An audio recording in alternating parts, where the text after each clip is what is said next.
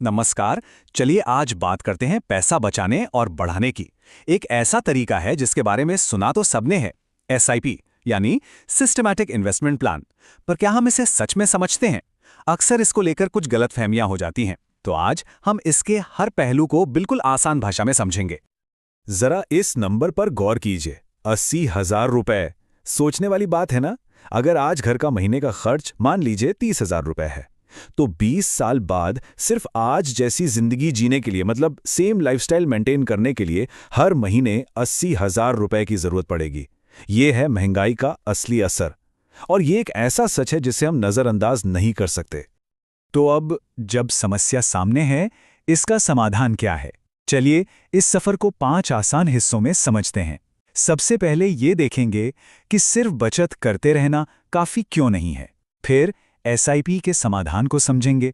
उसके बाद कंपाउंडिंग के जादू को देखेंगे। फिर ये सीखेंगे कि सही फंड कैसे चुनें। और हाँ, आखिर में टैक्स से जुड़ी जरूरी बातों को भी जानेंगे। तो चलिए सबसे पहले सबसे बड़े सवाल से शुरू करते हैं। सिर्फ पैसे बचाते रहना क्या ये काफी है? इसका जवाब है बिल्कुल नहीं। और वजह? महंगाई, एक ऐसा छिपा हुआ खतरा जो दिखता नहीं है। देखिए, पैसे बचाना एक बहुत अच्छी आदत है, इसमें कोई शक नहीं। पर यह ग्रोथ स्ट्रैटेजी नहीं है। क्यों? क्योंकि महंगाई एक साइलेंट किलर की तरह है जो हमारे बचाए हुए पैसों की वैल्यू, उसकी खरीदने की ताकत को धीरे धीरे खा जाती है। जो चीज आज 100 रुपए की है, कुछ साल बाद वही चीज और महंगी मिलेगी। पैसा उतना ही है, पर उसकी कीमत कम हो गई। और ये कोई हवाई बात नहीं है, इसके पीछे डेटा है। एक स्टडी के मुताबिक लंबे समय में महंगाई ने रुपए की खरीदने की ताकत को 95% तक कम कर दिया है। सोचिए जरा, 95%। इससे एक बात तो बिल्कुल साफ हो जाती है, पैसों को सिर्फ बचाना नहीं, उसे काम पर लगाना जरूरी है, उसे ग्रो करना जरूरी है। तो ठीक है, अगर सिर्फ बचत से काम नहीं चलेगा तो फिर करना क्या है? यहीं पर एंट्री होती है हमारे आज के टॉपिक की, सिस्टमैटिक इन्वेस्टमेंट प्लान यानी एसआईपी। चलिए इसको आसान शब्दों में तोड़कर समझते हैं। बिल्कुल सिंपल भाषा में, एसआईपी म्यूचुअल फंड में इन्वेस्ट करने का एक डिसिप्लिन्ड यानी अनुशासित तरीका है। इसमें क्या होता है? एक तय रकम एक तय समय पर, जैसे हर महीने, अपने आप इन्वेस्ट हो जाती है। बस इतना ही। इसके दो मेन पिलर्स हैं, रेगुलर इंटरवल और फिक्स्ड अमाउंट। और हाँ, एक छोटी सी चीज साफ कर दें। फाइनेंस की दुनिया में जब कोई एसआईपी कहता है तो उसका मतलब हमेशा और सिर्फ सिस्टमैटिक इन्वेस्टमेंट प्लान ही होता है, कुछ और नहीं। ठीक है, चलिए आगे बढ़ते हैं। सिप की असली खूबी समझने के लिए इसका कंपैरिजन करते हैं एकमुश्त यानी लंप सम इन्वेस्टमेंट से। एसआईपी में क्या होता है? हर महीने थोड़ा थोड़ा पैसा लगता है। इससे मार्केट के ऊपर नीचे होने का रिस्क एवरेज आउट हो जाता है। लंप सम इसके बिल्कुल उलट है। वहां सारा पैसा एक ही बार में एक ही दिन के रेट पर लग जाता है। सोचिए, अगर उस दिन बाजार महंगा हुआ तो रिस्क बढ़ जाता है। इसी कॉन्सेप्ट को कहते हैं रुपी कॉस्ट एवरेजिंग। यहां इस टेबल को देखिए। जब नैव यानी एक यूनिट की कीमत 10 रुपए थी तो 1,000 रुपए में 100 यूनिट्स मिले। लेकिन जब बाजार गिरा और नैव 8 रुपए हो गई तो उन्हीं 1,000 रुपए में 125 यूनिट्स आ गए, मतलब ज्यादा यूनिट्स। और जब बाजार ऊपर गया तो यूनिट्स कम मिले। लंबे समय में इससे खरीदने की औसत कीमत कम हो जाती है। ओके, अब आते हैं उस चीज पर जो एसआईपी की असली सुपर पावर है, जिसे दुनिया का 8वां अजूबा भी कहा जाता है। मैं बात कर रहा हूं कंपाउंडिंग के जादू की। इसको स्नोबॉल इफेक्ट की तरह सोचा जा सकता है। जैसे बर्फ का एक छोटा सा गोला जब पहाड़ से नीचे लुढ़कता है तो वो बड़ा और बड़ा और बड़ा होता चला जाता है। ठीक वैसे ही पैसा भी ग्रो करता है। यहां ओरिजिनल इन्वेस्टमेंट पर तो रिटर्न मिलता ही है, पर उस रिटर्न पर जो रिटर्न मिलता है उसे कहते हैं कंपाउंडिंग। चलिए एक उदाहरण से इसके पावर को देखते हैं। मान लीजिए हर महीने 5,000 रुपए की एक एसआईपी शुरू की गई और उस पर सालाना 12% का औसत रिटर्न मिल रहा है।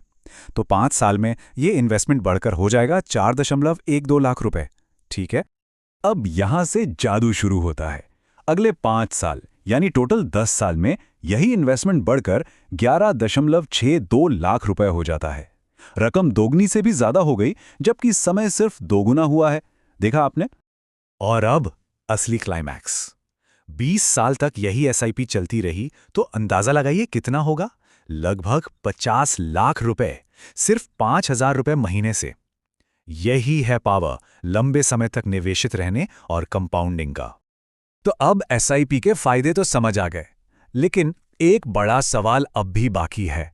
इतने सारे म्यूचुअल फंड्स हैं मार्केट में, अपने लिए सही फंड कैसे चुने? किसी भी फंड में पैसा लगाने से पहले ये 5 चीजें जरूर चेक करनी चाहिए। पहला, इन्वेस्टमेंट का मकसद क्या है, मतलब पैसा क्यों इन्वेस्ट कर रहे हैं, घर के लिए, रिटायरमेंट के लिए। दूसरा, फंड का प्रकार, इक्विटी फंड का रिस्क लेना है या डेट फंड में सेफ रहना है। तीसरा, फंड का पिछला परफॉर्मेंस कैसा रहा है। चौथा, फंड हाउस यानी जो कंपनी पैसा मैनेज कर रही है वो कितनी भरोसेमंद है। और पांचवा, एक्सपेंस रेशियो यानी फंड को मैनेज करने की सालाना फीस कितनी है। ये पांचों सवाल बहुत जरूरी हैं।